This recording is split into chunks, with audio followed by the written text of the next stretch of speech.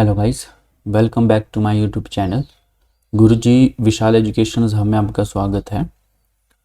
आज जो हमारा लेक्चर है HPGYT का वो है लेक्चर नंबर 25, जिसमें हम बात करेंगे कुछ सॉफ्टवेयर के बारे में।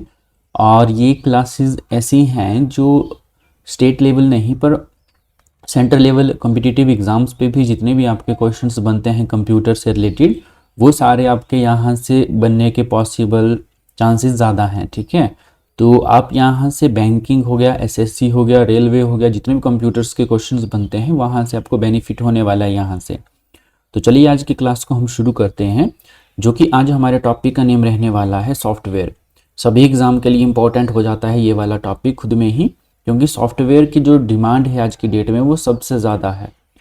तो आइए डिस्कस करते हैं इसमें हम पढ़ने के वाले हैं।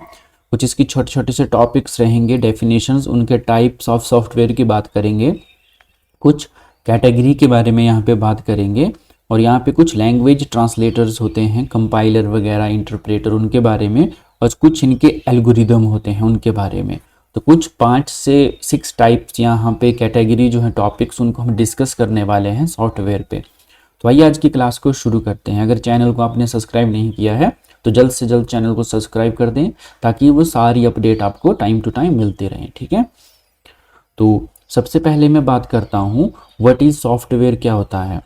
तो सॉफ्टवेयर का अगर सिंपल बात करें हम, तो एक सेट ऑफ लाइंस होती हैं या सेट ऑफ इंस्ट्रक्शन, जिसको मैं नाम दे देता हूँ इज इक्वल टू सॉफ्टवेयर के नाम से उसको जाना जाता है। नेक्स्ट मैं बात करूँ मोबाइल ऐप।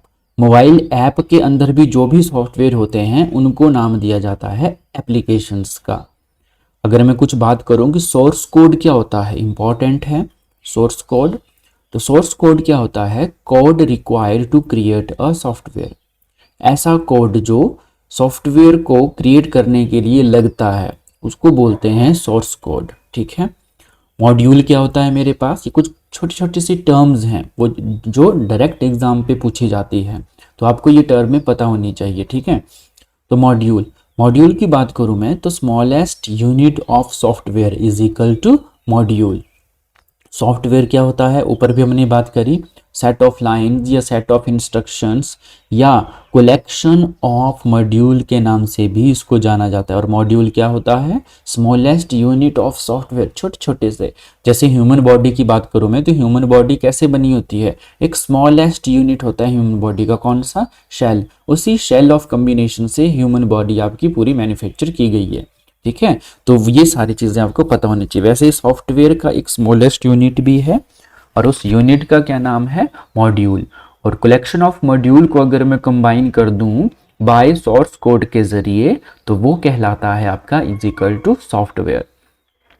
नेक्स्ट मैं बात करता हूं यहाँ पे आपका एक्सटेंशन। एक्सटेंशन क्या रहती है, .exe, executable file. Executable file इसकी फुल फॉर्म है ये।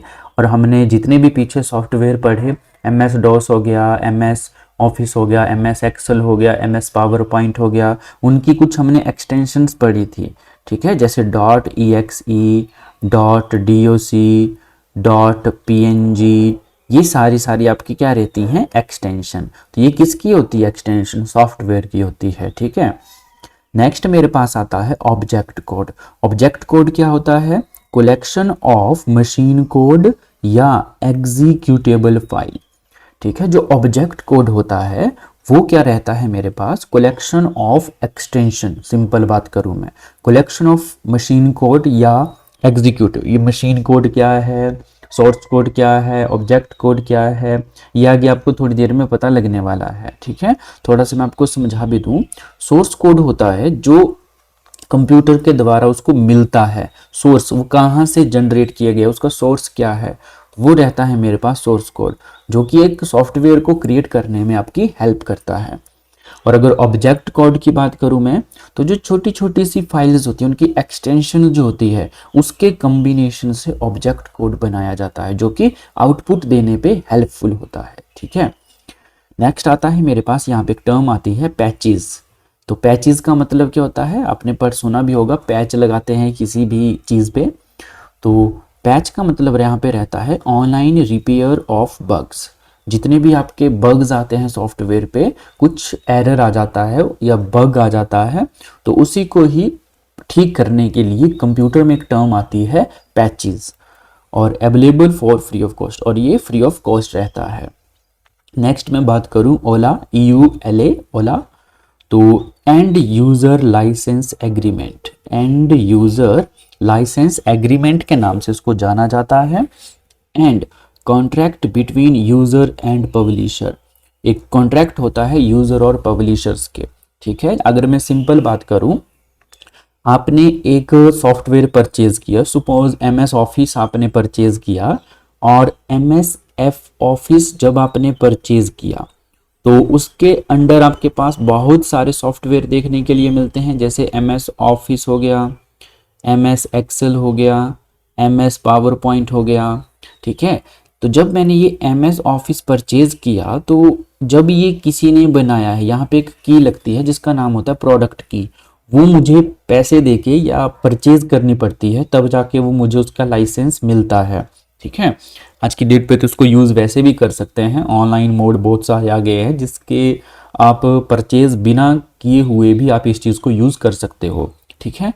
लेकिन जब आपके पास लाइसेंस होता है उस चीज़ का, तो एक कॉन्ट्रैक्ट होता है जो आपको वो सेल कर रहा है पब्लिशर, और जो यूज़र उसको खरीद रहा है, तो उसके बीच एक एग्रीमेंट हुआ होता है। उसी एग्रीमेंट को एक नाम दिया जाता है EULA, EULA, end user license agreement होता है, जो कि यूज़र और पब्लिशर के बीच होता है, ठीक है। और ये जब भी आप किसी सॉफ्टवेयर को लेते हैं तो ये कंपल्सरी हो जाता है एज अ सिक्योरिटी बेस। और ऑब्जेक्ट कोड की बात करूं, अभी भी हमने डिस्कस किया, तो ऑब्जेक्ट कोड मेरे पास यहाँ पे रहता है आल्सो कॉल्ड मशीन कोड, इसको मशीन कोड के नाम से भी जानते हैं, is equal to binary form. Computer आपकी जो भी लैंग्वेज समझता है वो मशीन लैंग्वेज ही समझता है। मशीन लैंग्वेज होती है मेरे पास बाइनरी कोड, जो कि होता है 01010010, मतलब 0 और 1 की फॉर्म पे ही समझेगा बस। और कंप्यूटर अल्फ़ाबेट, जैसे मैंने A प्रेस किया तो A का अपना कोड होता है, जैसे 010111, कुछ ऐसे। अब हम आगे बहुत डिस्कस बात करेंगे इस चीज़ पे।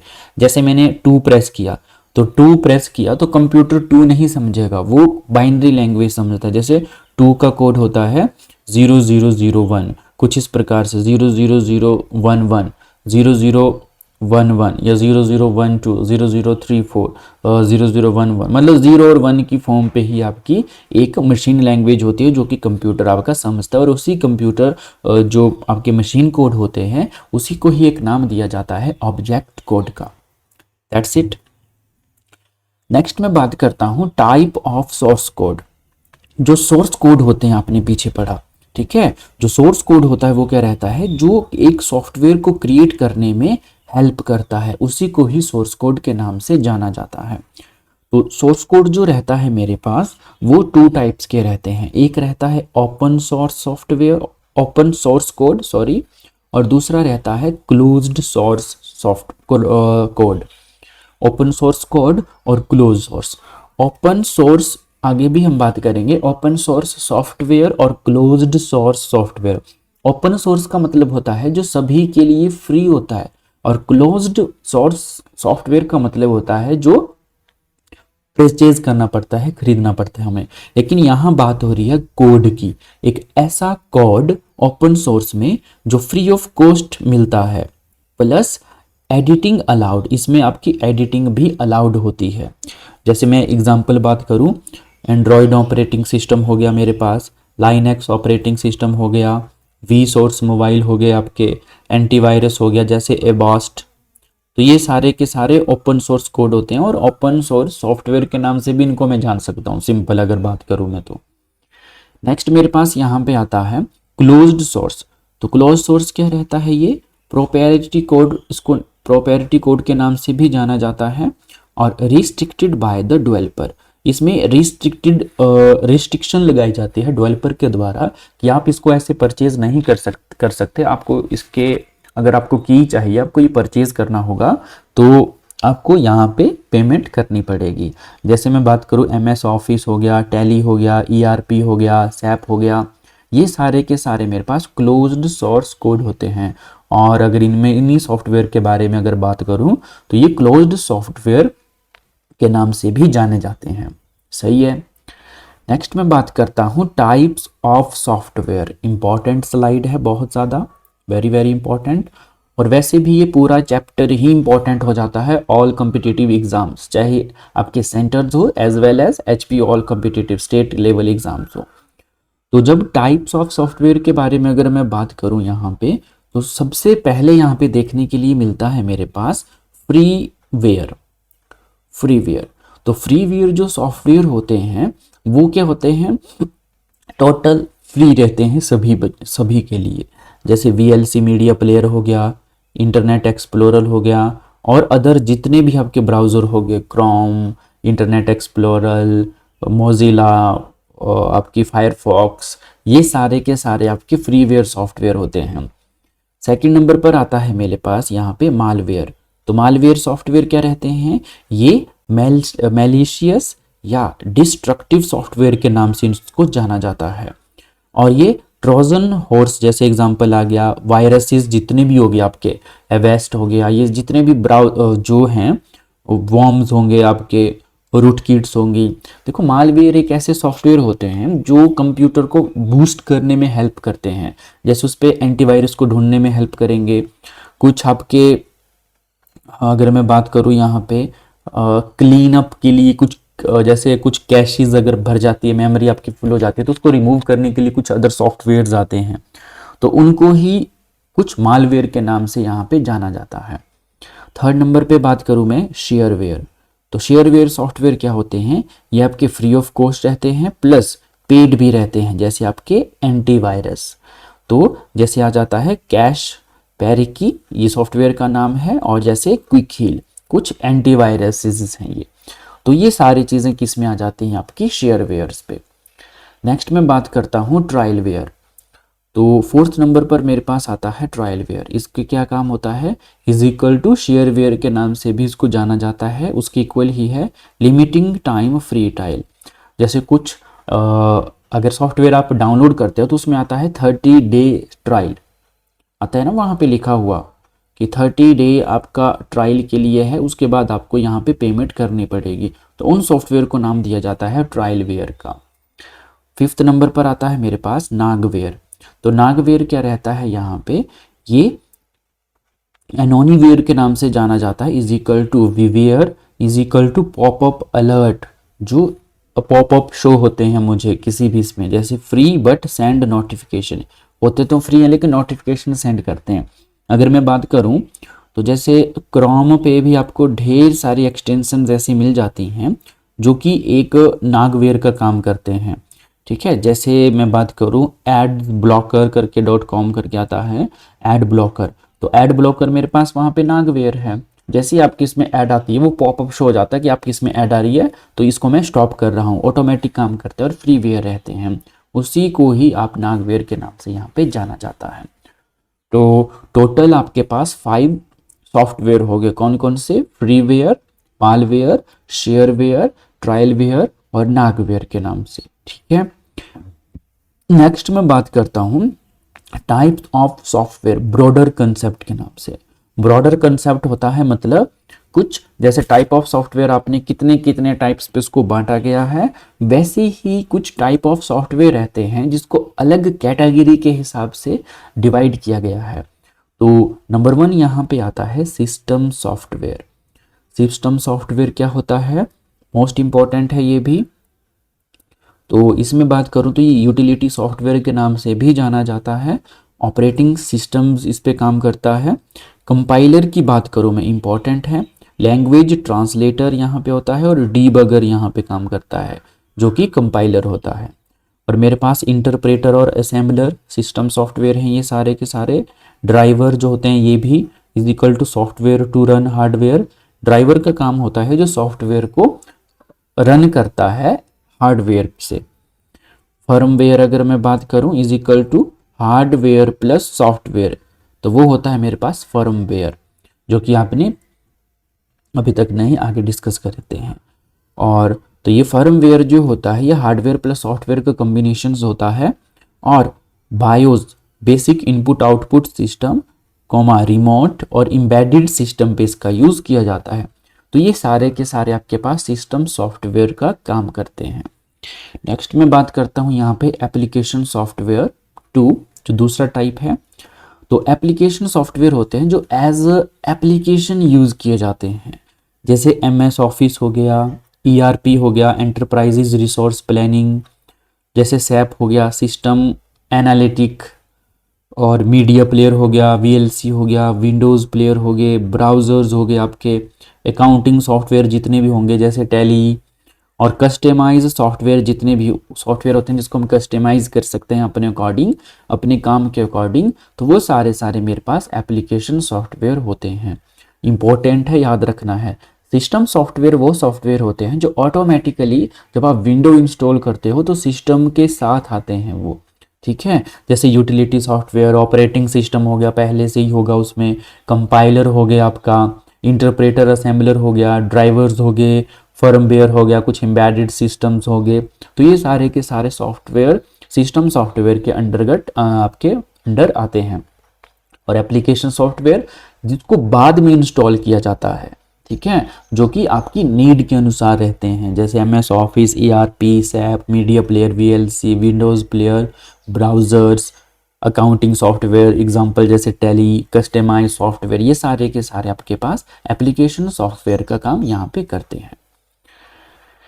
नेक्स्ट मैं बात करता हूँ यहाँ पे कुछ यूटिलिटी सॉफ्टवेयर जो आपने पीछे पढ़ा, सिस्टम सॉफ्टवेयर रहते हैं, उसके कुछ और चीज़ें। तो जैसे सिस्टम सॉफ्टवेयर पे यूटिलिटी सॉफ्टवेयर, उसके अंडर कौन कौन से सॉफ्टवेयर आते हैं वो हम जानते हैं।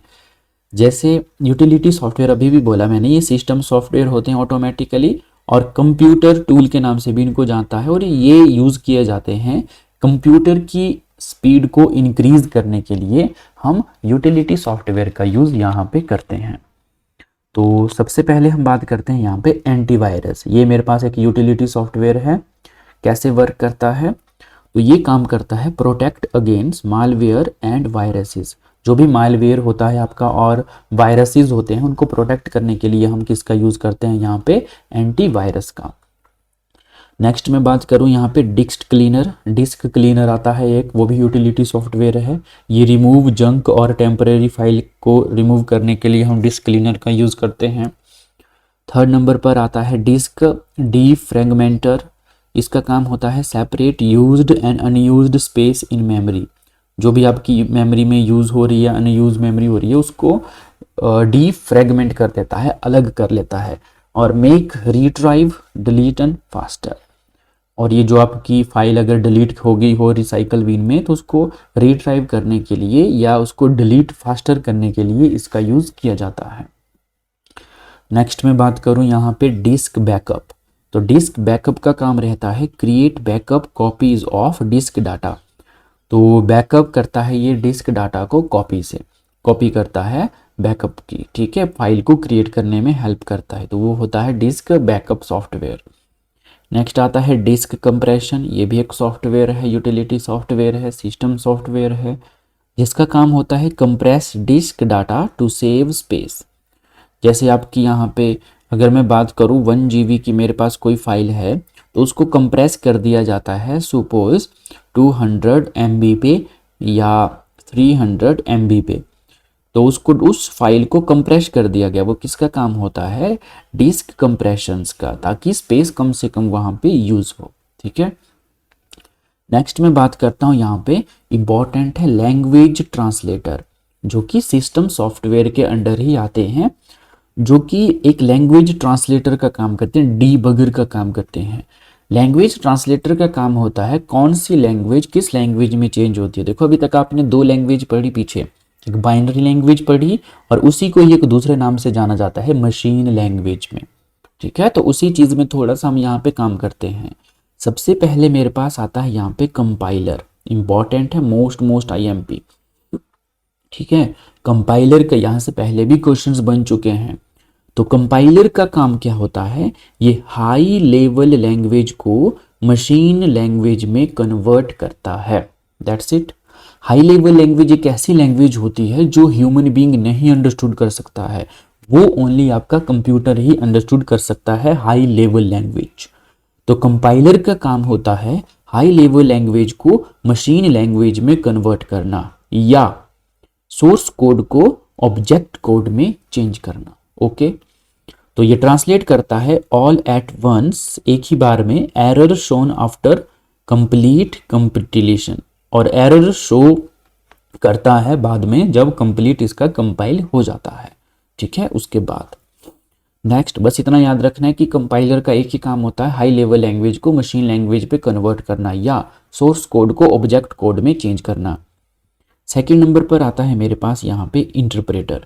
इंटरप्रेटर का काम क्या होता है, ये आपका हाई लेवल लैंग्वेज को मशीन लैंग्वेज पे चेंज करता है सेम, पर फर्क क्या है, लाइन बाय लाइन, ये लाइन बाय लाइन चेंज करता है। और यहाँ पे जो ट्रांसलेट करता है वो एट अ वंस, एक ही बार यहाँ पे ट्रांसलेट करेगा। और ये क्या करेगा, ट्रांसलेट लाइन बाय लाइन काम करेगा। कौन, इंटरप्रेटर। एक लाइन आपकी जैसे ट्रांसलेट हुई, उसके बाद दूसरी लाइन को ट्रांसलेट करने के लिए यहाँ पे इंटरप्रेटर का यूज किया जाएगा।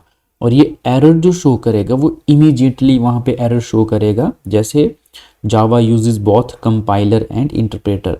एग्जाम्पल दिया है मोस्ट इंपॉर्टेंट, जो कि जावा हम यूज करते हैं तो वो बोथ कंपाइलर प्लस इंटरप्रेटर का यहाँ पे काम करता है। ठीक है, नेक्स्ट तीसरे नंबर पर आता है मेरे पास यहाँ पे असेंबलर।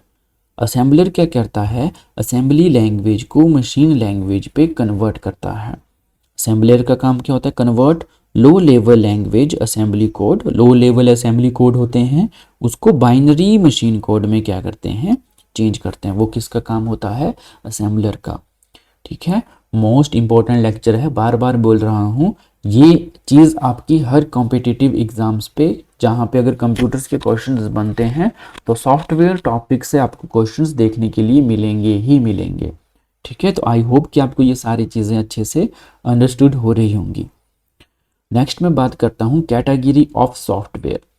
फिर से एक थर्ड कैटेगरी के हिसाब से हम सॉफ्टवेयर को डिवाइड करते हैं। ठीक है, एक हमने पीछे पढ़ा टाइप्स ऑफ सॉफ्टवेयर, जिसमें हमने 5 टाइप्स पढ़े। ठीक है, सेकंड नंबर पर हमने सिस्टम सॉफ्टवेयर और एप्लीकेशन सॉफ्टवेयर, दूसरे टाइप्स की हमने सॉफ्टवेयर को डिवाइड किया। और फिर से कैटेगरी ऑफ फिर से सॉफ्टवेयर आ जाता है, वो कौन कौन से उसको जानते हैं। अब सबसे पहले आता है मेरे पास यहाँ पे हॉरिजॉन्टल सॉफ्टवेयर। हॉरिजॉन्टल सॉफ्टवेयर का मतलब होता है generic use, anyone can use, जिसको हर एक पर्सन यूज कर सकता है, उसको बोलते हैं हॉरिजॉन्टल सॉफ्टवेयर। जैसे MS office, VLC media player, browser हो गया आपका, क्रोम हो गया, फायरफॉक्स हो गया, इंटरनेट एक्सप्लोरर हो गया, वो सारे के सारे। एंटीवायरस सॉफ्टवेयर हो गया आपके, कॉरपोरेट सॉफ्टवेयर, जितने भी कॉरपोरेट कंपनीज में बड़ी बड़ी MNCs कंपनीज पे सॉफ्टवेयर यूज़ किए जाते हैं, वो सारे के सारे हॉरिजॉन्टल सॉफ्टवेयर होते हैं। हॉरिजॉन्टल सॉफ्टवेयर वो होते हैं जो आपके क्या करते हैं, एनीवन कैन बी यूज, जो कि हर एक यूज कर सकता है उन सॉफ्टवेयर को, उसको बोलते हैं हॉरिजॉन्टल सॉफ्टवेयर। सेकंड नंबर पर मेरे पास आता है वर्टिकल सॉफ्टवेयर। वर्टिकल सॉफ्टवेयर का मतलब होता है नीचे, या स्पेशलाइज्ड सॉफ्टवेयर के नाम से इसको जाना जाता है, नीची। जैसे इसमें कस्टमाइज हम सॉफ्टवेयर को कर सकते हैं, जैसे built for a specific organisations need, एक ऐसा सॉफ्टवेयर जो डेवलपर के द्वारा, वेब डेवलपर के द्वारा खुद डेवलप किया जाता है, जो किसी की नीड होती है। जैसे आप अगर टेस्ट की किसी भी कॉम्पिटिटिव की एग्ज़ाम की प्रेपरेशन कर रहे हो, तो आपने कुछ एक ऐसा ऐप बनाया, एक ऐसा सॉफ्टवेयर बनाया, जिसका मैं बेस्ट एग्जांपल अगर लूँ तो जैसे टेक्स्ट बुक है मेरे पास, तो टेक्स्ट बुक एक ऐसा सॉफ्टवेयर है, जैसे उसकी नीड है, डिमांड है, मैंने उसको उस तरीके से उसको क्रिएट किया, तो वो मेरे पास कस्टमाइज सॉफ्टवेयर के नाम से यहाँ पे जाना जाएगा। ठीक है, नेक्स्ट आता है टेरॉइड सॉफ्टवेयर। तो टेलरॉइड सॉफ्टवेयर का काम होता है कस्टम बिल्ट पर क्लाइंट रिक्वायरमेंट, ये हर एक क्लाइंट को अलग अलग तरीके से यहाँ पे मैन्युफैक्चर करके देगा, कि हर एक क्लाइंट की अपनी नीड होगी, तो उसके अकॉर्डिंग आपको यहाँ पे एक ऐप देता है। ठीक है, नेक्स्ट अगर इसकी बात करूँ तो जो भी आपके इंस्टीट्यूशन के ऐप्स होते हैं अपने अपने, वो आप इसमें रख सकते हो। ठीक है, टेलरॉइड सॉफ्टवेयर पे। Next on demand software. On demand software वो होते हैं जैसे बैक्स हो गया, फाइनेकल हो गया, आपका ये बैंकिंग और फाइनेंस स्पेसिफिक जो सॉफ्टवेयर होते हैं जितने भी, तो वो ऑन डिमांड सॉफ्टवेयर होते हैं। ठीक है, तो ऑन डिमांड जैसे टैलीज वगैरह उनके सॉफ्टवेयर हो गए कि ऑन डिमांड है, जितना ज़्यादा मतलब वो यूज़ किए जाते हैं ज़्यादा से ज़्यादा। नेक्स्ट में बात करूँ, कुछ एल्गोरिदम एंड स्टेप्स होते हैं जो प्रोग्राम को राइट करने में हेल्प करते हैं। अब ऐसा नहीं है कि मैं अपनी मर्जी से अगर कोई प्रोग्राम बना रहा हूँ, कोई सॉफ्टवेयर बना रहा हूँ तो अपने तरीके से उसको क्रिएट कर दूँ, नहीं, उसका एक एल्गोरिदम होता है, उसका एक प्रोसेस होता है स्टेप बाय स्टेप। वो क्या प्रोसेस रहता है उसको हम डिस्कस करते हैं। तो एल्गोरिदम का मतलब होता है step by step method to create a program, और जिसको सीक्रेट के नाम से भी जाना जाता है। नेक्स्ट, पहला आता है वहाँ पे जब हम राइट प्रोग्राम करते हैं तो उसका एक पैटर्न रहता है। सबसे पहले आता है नंबर 1 पे एल्गोरिदम, दूसरे पे आता है pseudo कोड, तीसरे नंबर पर आता है फ्लो चार्ट, और फोर्थ नंबर पर आता है प्रोग्राम। तो एल्गोरिदम में हम क्या करते हैं, डिफाइन करते हैं local step to solve the problem, कि जो मैं एक सॉफ्टवेयर बना रहा हूँ तो मुझे लॉजिकल स्टेप वहाँ पे ढूंढने पड़ेंगे कि उस प्रॉब्लम को कैसे सॉल्व किया जाएगा, वो मेरे को एल्गोरिदम वहाँ पे जनरेट करना पड़ेगा। उसके बाद पसीडो कोड होते हैं। पसीडो कोड का मतलब होता है semi coding method of coding, कि कोडिंग का मेथड क्या रहेगा, English like representation of the algorithm. जैसे इंग्लिश में अगर प्रेफर करूँगा लाइक उसको रिप्रेजेंट करने के लिए, तो कुछ ऐसी कोडिंग्स होती हैं, पसीडो कोड के नाम से उसको जाना जाता है। वो अलग अलग लैंग्वेजेस होती हैं, जैसे Python, Java, SQL, HTML, C plus plus. ठीक है, तो ये सारी चीज़ें आपकी पसीडो कोड के अंडर आती हैं। नेक्स्ट में बात करूँ, यहाँ पे थर्ड नंबर पर आता है फ्लो चार्ट, तो जिस पे ग्राफिकल एंड डायग्राम के साथ रिप्रेजेंट किया जाता है एल्गोरिदम को स्टेप करने के लिए। ठीक है, फ्लो चार्ट मेरे पास कुछ इस प्रकार से होता है ये, और जैसे आगे यहाँ पे चेंज आया तो ये, और ये कुछ फ्लो चार्ट आपका ऐसे चलता है, और इसके ज़रिए ही आगे पूरी चीज़ें आप पे कंबाइन की जाती है ताकि अच्छे से आपको सारी चीज़ें यहाँ पे एक्सप्लेन हो सकें। तो वही मेरे पास यहाँ पे फ्लो चार्ट के ज़रिए वो सारी चीज़ें समझाई जाती हैं। नेक्स्ट मैं बात करता हूँ फोर्थ नंबर पे, वो आता है प्रोग्राम। तो final actual code written in a programming language, एक लास्ट रूप होता है जो कि एक फाइनल कोड होता है जो डिसाइड कर दिया जाता है कि इस सॉफ्टवेयर को बनाने के लिए अब इसी कोड का यूज़ करना है, इसी कोड का यूज़ होना है। वो मेरे पास एक फाइनल एल्गोरिदम आ जाता है, एक फाइनल स्टेप आ जाता है to create a program. Next मैं बात करता हूँ कुछ सॉफ्टवेयर की जो हमने अभी डिस्कस करे, सॉफ्टवेयर को किन किन कैटेगरी पे आपने बांटा था। तो सबसे पहले यहाँ पे अगर सॉफ्टवेयर की बात करूँ मैं, तो वो नंबर 1 पे मैंने बांटा उनके टाइप्स पे, फ्रीवेयर, मालवेयर, शेयरवेयर, नागवेयर के नाम से। दूसरा हमने यहाँ पे सेकंड नंबर पर हमने डिस्कस करा source code, open source code और क्लोज्ड सोर्स के, ओपन सोर्स सॉफ्टवेयर और free source closed source software के नाम से हमने इनको बांटा। थर्ड नंबर पर मेरे पास आ जाएगा कैटेगरी, ओरिजेंटल एंड वर्टिकल, वो हमने डिस्कस करें। फोर्थ नंबर पर आ जाएगा कुछ लैंग्वेज ट्रांसलेटर जैसे कंपाइलर, इंटरप्रेटर, असेंबलर, हमने डिस्कस करा यहाँ पे। फिफ्थ नंबर पर आ जाएगा मेरे पास कुछ एप्लीकेशन सॉफ्टवेयर जैसे MS office, tally, VLC browser वो, और कुछ सिस्टम सॉफ्टवेयर, इस पे टाइप नहीं, हमने 4 टाइप में बांटे और ये कुछ एक्सप्लेन करा है आगे। और सिस्टम सॉफ्टवेयर जैसे operating system, compiler, driver, firmware के नाम से, वो सारे हमने सॉफ्टवेयर यहाँ पे डिस्कस करे। नेक्स्ट लास्ट है मेरे पास, लास्ट स्लाइड है जो कि क्विक रिवीजन हर स्लाइड में आपको रहता है ताकि आपको अच्छे से ये सारी चीज़ें एक्सप्लेन हो सकें। तो सबसे पहले हमने पढ़ा एक मॉड्यूल क्या होता है, ये एक स्मॉलेस्ट यूनिट होता है सॉफ्टवेयर का। कलेक्शन ऑफ मॉड्यूल क्या होता है, is equal to software. EXT stand for, full form क्या है इसकी, एग्जीक्यूटेबल फाइल, इंपॉर्टेंट है। नेक्स्ट ऑब्जेक्ट कोड क्या होता है, ऑब्जेक्ट कोड को मशीन कोड के नाम से भी जाना जाता है और is equal to binary code के नाम से भी इसको जाना जाता है। नेक्स्ट मेरे पास आता है पैचेस। पैचेस का काम होता है online bug repair free. Next Ola, इसका मतलब होता है एंड यूज़र लाइसेंस एग्रीमेंट। जो भी आप सब सॉफ्टवेयर लेते हो तो एक लाइसेंस क्रिएट होता है, वो एक पब्लिशर और यूज़र के द्वारा, उसी को ही क्या कहा जाता है, ओला। नेक्स्ट आता है मेरे पास मालवेयर, इज इक्वल टू जैसे ट्रोजन्स, वायरसेस, वॉर्म्स और रूट किट्स होगी, ये सारे के सारे आपके मालवेयर सॉफ्टवेयर के नाम से यहाँ पे जाना जाता है। कंपाइलर ट्रांसलेट की बात करूं तो at all at once high level language को मशीन लैंग्वेज पे चेंज करता है। इंटरप्रेटर इसका काम भी हाई लेवल लैंग्वेज को मशीन लैंग्वेज पे, लेकिन लाइन बाय लाइन। आप कैसे याद रखें, तो इससे याद रखना कि आई से लाइन आई आता है बीच में। और कंपाइलर का, कंपाइल का मतलब ये होता है सारे डाटा को इकट्ठा, कंपाइल, तो ऑल एट वंस। तो ऐसे आप इसको ट्रिक के जरिए याद करने की कोशिश करना। असेंबलर का काम क्या होता है, असेंबली लैंग्वेज को मशीन लैंग्वेज पे चेंज करना। ठीक है, तो आज के लिए इतना ही। आई होप कि आपको सारी चीज़ें अच्छे से समझ आ गई होंगी। अगर आपको ये लेक्चर अच्छा लग रहा होगा तो कृपया ज़्यादा से ज़्यादा इसको शेयर करें अपने फ्रेंड्स के साथ। जो बच्चा अगर फ्री यहाँ पे जो चीज़ अगर वो परचेज नहीं कर पा रहा है तो उसको बताइए कि यहाँ से आप इस चीज़ को क्रैक कर सकते हो। ठीक है, तो आई होप कि ये सारी चीज़ें आपको बढ़िया से सेट हो चुकी होंगी। तो thank for watching and have a nice day.